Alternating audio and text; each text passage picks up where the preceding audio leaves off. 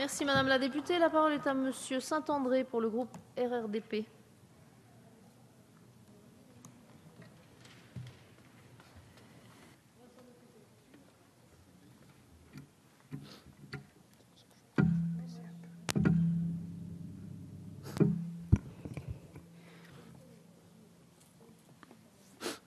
Madame la Présidente, Madame la Ministre, Monsieur le rapporteur, chers collègues, nous sommes donc réunis pour l'examen final de la proposition de loi visant à faciliter l'exercice par les élus locaux de leur mandat. Cette proposition de loi est l'œuvre d'un consensus qui s'illustre par l'adoption conforme en première lecture de 6 articles auxquels s'ajoutent 5 articles votés conformes en seconde lecture par le Sénat. Et ce consensus est allé à son terme, en témoigne l'accord de la commission mixte paritaire réunie ce mardi. La commission, reprenant les principales dispositions du texte que nous avions étudié le 22 janvier dernier, je vais donc reprendre en partie ce que mon collègue Olivier Falorni avait exprimé en deuxième lecture. Ainsi, nous sommes satisfaits du rappel que l'élu exerce ses fonctions avec impartialité, diligence, dignité, probité, intégrité, qu'il poursuit le seul intérêt général à l'exclusion de tout intérêt particulier, qu'il veille à cesser tout conflit d'intérêts, s'engage à ne pas utiliser les ressources et les moyens mis à sa disposition à d'autres fins que l'exercice de son mandat ou de sa mission, s'abstient de prendre des mesures lui accordant un avantage personnel, participe aux réunions avec assiduité et reste responsable de ses actes durant son mandat. Ces règles de bonne conduite vont de soi, mais il n'était pas inutile de les repréciser. Pour autant, nous déplorons la suspicion jetée sur les élus locaux via le recours à une nouvelle législation en ce domaine, la mise en place d'une charte des bonnes pratiques de mandat pour l'élu local, insinuant ou pouvant insinuer à défaut une mauvaise pratique antérieurement de leur mandat par les élus. Nous validons le calcul du montant des indemnités perçues par les élus locaux eu égard à l'indice brut terminal de l'échelle indiciaire de la fonction publique. Pour autant, nous ne sommes pas totalement satisfaits par le barème mis en place. En effet, les indemnités allouées sont dégressives en fonction de la population de la commune, passant de 17% de l'indice 1015 pour les communes de moins de 500 à 145 du même indice pour les communes de plus de 100 000 habitants. Or, il faut bien le reconnaître, si les problèmes rencontrés par les maires ne sont pas les mêmes en fonction de la taille de la commune, la responsabilité civile et pénale de l'élu peut être engagée quelle que soit la taille de celle-ci et les risques sont tout aussi, si ce n'est pas plus important dans les petites communes, ne disposant pas d'un service administratif et juridique important et structuré.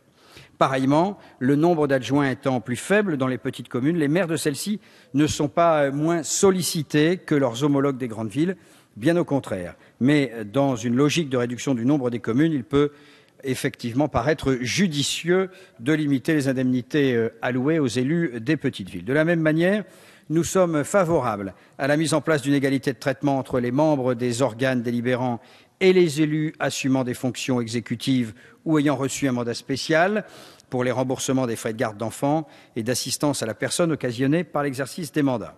En effet, l'exercice effectif d'un mandat par un élu, y compris lorsque celui-ci ne dispose pas d'une fonction exécutive, demande un engagement complet de l'élu et l'expose à endosser des frais subsidiaires liés à l'obligation d'être présent aux réunions et aux conseils. La mise en place d'une dégressivité des indemnités perçues susceptible d'atteindre la moitié de l'indemnité pouvant être allouée, eu égard à la participation réelle des élus locaux aux séances plénières et aux réunions des commissions, nous semble d'ailleurs être une bonne disposition. La participation de l'élu local aux travaux préalables des commissions et aux séances plénières étant nécessaire à l'exercice effectif du mandat local. D'autres dispositifs visant à sanctionner la non-participation des élus aux réunions auraient pu être trouvés. Toutefois, nous ne nous opposons pas à cette mesure. En effet, il nous paraît tout à fait concevable de conserver un mandat local et un mandat national et de pouvoir exercer les deux de manière effective. La non-participation aux travaux d'une des deux fonctions entraînant alors résolument une baisse des indemnités allouées pour l'exercice de ce mandat confié par le peuple. Nous sommes également satisfaits par la mise en place pour les élus locaux d'un droit à suspension du contrat de travail pendant l'exercice des fonctions électives, ainsi qu'un droit à réintégration professionnelle à leur expiration, participant de la conservation de représentants pleinement investis dans leur mission. Dans le même temps, nous souscrivons au renforcement des mesures d'adaptation de l'emploi pour les élus. Ainsi, la reconnaissance d'un congé de formation professionnelle ou d'un bilan de compétences constitue des avancées intéressantes pour l'ensemble des élus. Il est d'ailleurs à souligner de manière positive que le seuil de population des communes dont les adjoints se voient reconnaître cette possibilité ait été abaissée de 20 000 à 10 000 habitants en première lecture, car il apparaissait inéquitable de faire bénéficier aux seuls élus des grandes villes de ce dispositif. La proposition permet aussi l'intégration de l'exercice d'une fonction élective locale ou d'un mandat électoral à la liste des activités susceptibles de permettre l'obtention d'un diplôme ou d'un titre délivré au nom de l'État par un établissement d'enseignement supérieur au titre du dispositif de valorisation des acquis de l'expérience. Madame la ministre vient de nous le détailler, en coordination avec la loi du 5 mars 2014 relative à la formation professionnelle, à l'emploi et à la démocratie locale. Cette disposition permet de reconnaître les connaissances acquises par les élus dans le cadre de l'exercice de leur mandat. Mais nous sommes satisfaits par l'encadrement du montant ouvert pour les dépenses de formation, celles-ci ne pouvant être inférieures à 2% du montant total des dépenses des indemnités de fonction. Toutefois, nous sommes étonnés par certaines dispositions développées par le texte. Nous pensons, à l'instar des sénateurs, qu'il aurait été judicieux de redéfinir et préciser la notion de prise illégale d'intérêt pour les élus locaux en introduisant l'élément moral et en précisant que celle-ci s'entend de la prise d'un intérêt personnel distinct de l'intérêt général, afin de restreindre ainsi le champ d'application de ce délit. Mais la commission des lois de l'Assemblée nationale, sous l'impulsion de son rapporteur, a supprimé cette précision et en est resté à la définition générale de la prise illégale d'intérêt prévue par l'article 432-12 du Code pénal. Cette proposition de loi, via l'introduction de la charte de l'élu local, qui précise que l'élu reste responsable de ses actes durant son mandat devant l'ensemble des citoyens de la collectivité territoriale, permet également de rouvrir le nécessaire débat sur la responsabilité pénale des élus locaux. Nous sommes circonspects sur le dispositif prévu par l'article 5 bis visant à la mise en œuvre d'un droit individuel à la formation reconnu aux élus et pouvant concerner des formations sans lien avec l'exercice du mandat de l'élu.